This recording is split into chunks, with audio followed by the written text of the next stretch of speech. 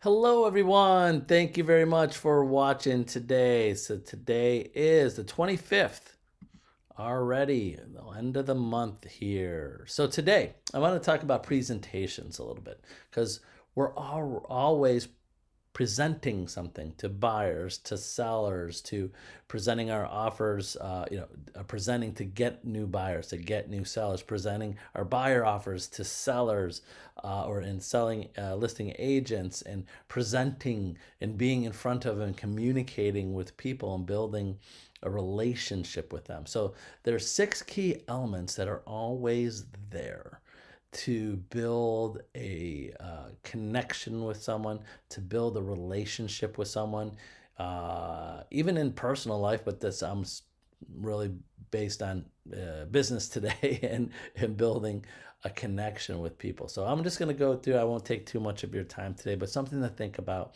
when you're talking to someone and presenting to them. So here are the six things. Number one is you have to figure out on how be able to build a rapport with them. A rapport is like a conversation, a meeting of the minds.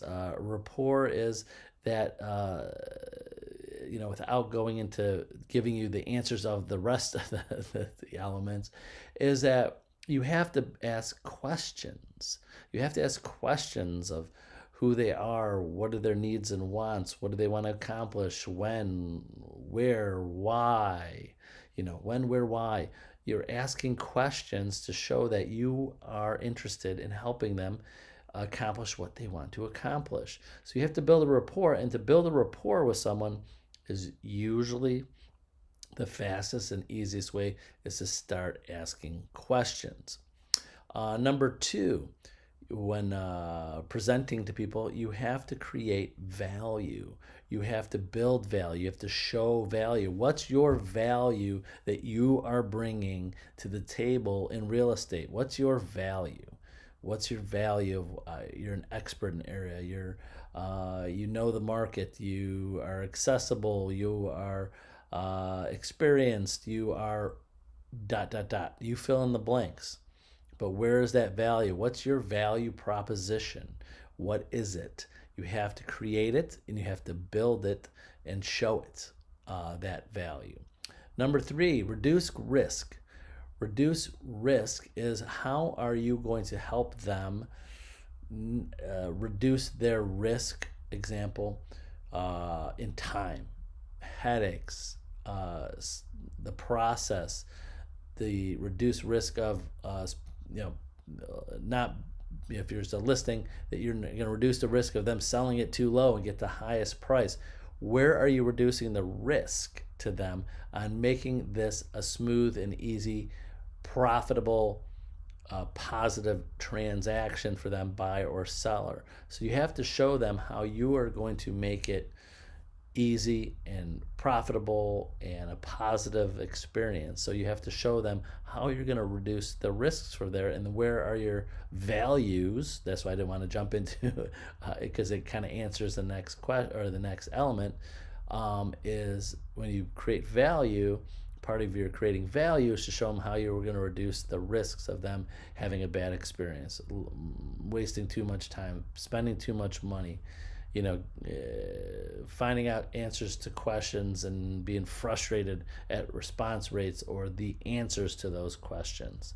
So hopefully that makes sense. Number four is building trust. You have to show them, anybody that you're presenting to, you've got to start building trust. It doesn't happen on the first conversation.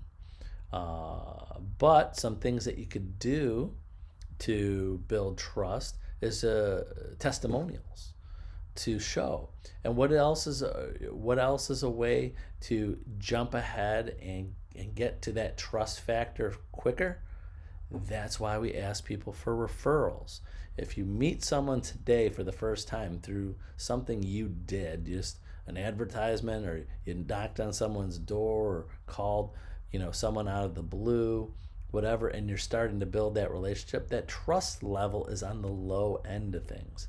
Now, this is why we ask for referrals, not just people buying or selling a house today, but referrals of people to build connection to. When you're calling your sphere of influence and asking them, hey, give me a couple referrals of some people that you trust, that you know, that you're comfortable giving me their name and number so I could call them and contact them and introduce myself, so when they're ready, they have a trusted real estate advisor. Now, when you call somebody for the first time or meet them for the first time and you're presenting to them and you were a direct referral by someone that they know and trust, that trust level exponentially goes up. That's why I explain to agents, always ask for referrals. When you make a call to someone and said, hey, my cousin John asked me to give you a call. I helped John sell a house. He said you're a good friend of his, and I would love, I'm just spitball here, but you gotta polish it. But John trusts me enough to contact you, and trust you enough that he thinks that we could have a good relationship in the future in real estate, if and when you need me, whenever. Again, that was a bad presentation because I was just spitballing there, but I would have that a little bit better. I was just throwing that right off the top of my head. But you get the point that I'm making, is that if you make a call or meet someone and someone referred you, same as you. Are you using anybody? Have you gone to a restaurant because someone referred you to go there? You had a trust factor, like this restaurant should be good because someone told me it's good. You just didn't walk in off the door. You went to a car dealership, bought a car. You went to a store. You went to whatever. Anything anybody says, that a direct referral from that. So there's the trust. Number 5, you have to be able to separate yourself from the competition. Real estate, we are oversaturated with agents. I think we have more agents than we've in the United States we've ever have before in the history of real estate. So I think it was 1.6 something million, close to 1.7 million. That's the last time I saw it. So we are, I won't say oversaturated. I might have just said that, but there's a lot of realtors. So there's a competition. So you got to set yourself apart from them. What you gonna do different or better or more experience, you have more experience. Give them a better experience. Your expertise and knowledge, your communication skills. What are you going to do to put yourself, separate yourself from the competition that shows you are better for the job when they're ready? And again, back to that trust. When someone that recommends you from someone that they trust, then that goes way up. The amount of separating yourself, that's one of the things that might separate you. The one and only thing that might separate you from the competition is that you were referred to them by someone and that they trust. And then that puts you way above all the competition because you're the only one that that someone recommended personally to them. Again, you do it too as being a consumer.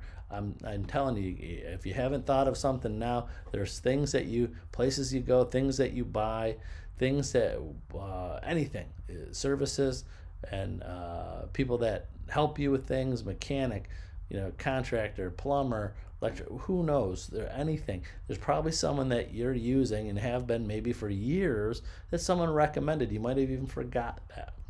Like, how did I get to know those people? And last, number 6, the last thing today, you've got to learn how to close. Excuse me, how to close once you get that, build this rapport, create value, reduce risk, build the trust, separate yourself from the competition. Now close. I want to earn your business. I want to be the agent that you use. Here, Mr. Buyer, Mr. and Mrs. Buyer, sign this buyer agency agreement. So that shows that we both are 100% committed to each other. Here, Mr. Mrs. Seller, I want to list your house. Let's get this done. Let's get your house on the market. I'm ready to help you. I think that we have build a good connection and we know what each other's wants, and I know I could be the best person for the job. Close, get that signature, or at least minimal, get that if it's not someone buying or selling today, the close is, when can I follow up with you in the future? Is 3 months or 6 months better? Give them choices. Don't give them a blank okay. So at the end of every conversation, at the end of every meeting. If they're not looking to buy or sell now, you say, do you mind if I follow up with you in the future? What's better for you, 3 or 6 months from now? And then most times they're going to pick one. They go, okay, usually 6. That's why I said start 3. And then, okay, great. And then you put in your calendar 5. And then another thing, again, this could be a whole nother video, is that follow-up questions and that close for future business, is that what type of information do you think is best for you that you'd be interested in getting when I follow up with you? Like what's selling in the market, what's new in the market, what's been happening with in a community that might be like something that might bring values up or bring values down. What kind of real estate information is best for you that you would want to know? Some people might say, oh, I always, every 6 months, follow up with me, let me know what houses have sold in the area so I could see how my market's doing, because you never know, I might pull the trigger and get this done and sell my house quicker when I know that my value went up to a certain level that I want.